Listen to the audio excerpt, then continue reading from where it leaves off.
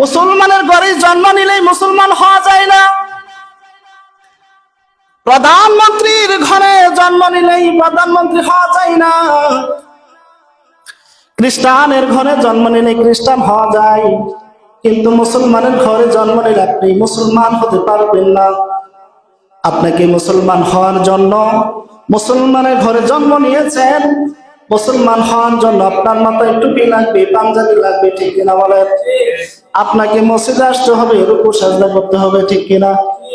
তখনই আপনি খাঁটি মুসলমান। এই খাঁটি মুসলমান হওয়ার পর যখন আপনি দুনিয়ার জমিনে মসজিদে বিচরণ করবেন, মসজিদে আসা যাওয়া করবেন, নামাজ পড়বেন, রোজা রাখবেন, যত নেক কেমন আছে এগুলো করবেন। করার পরে একজনকে ভয় করতে হবে, কাকে? আল্লাহ। জোরে বলেন, কাকে? আল্লাহ। এমন ভয় করতে হবে আপনার এই জবান দিয়ে কারো নামে মিথ্যা অপবাদ দেওয়া যাবে না। আপনাকে এমন ভাবে ভয় করতে হবে আপনার এই জবান দিয়ে কাউকে গালিগালাজ করা যাবে না। কথা বলা ঠিক কিনা?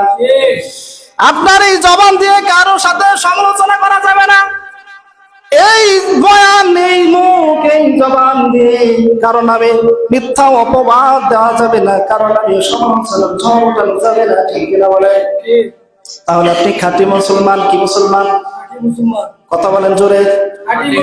আপনি কি প্রশ্ন করে দেখেন, নিজেকে প্রশ্ন করেন, খাঁটি মুসলমান কি হতে পেরেছেন কিনা?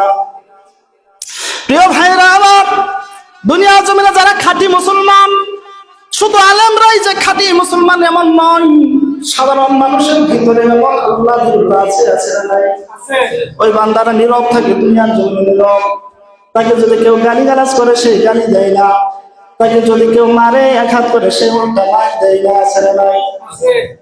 কিন্তু দুনিয়ার জমিনে আমরা মনে করি ওই মানুষগুলো দুর্বল। যে মানুষটা দুর্বল, সবল মানুষরা তার উপরে বেশি অত্যাচার করে, আছে না নাই? কোটি কোটি টাকার ধন সম্পদের মালিক গরিব মানুষকে মানুষই মনে করে না, আছে না নাই?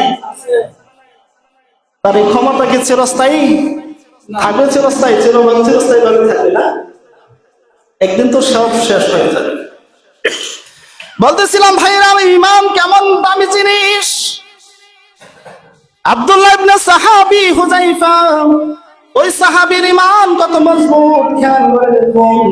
রোম সম্রাটের বাদশা বলে, তুমি যদি আমার এই সন্তান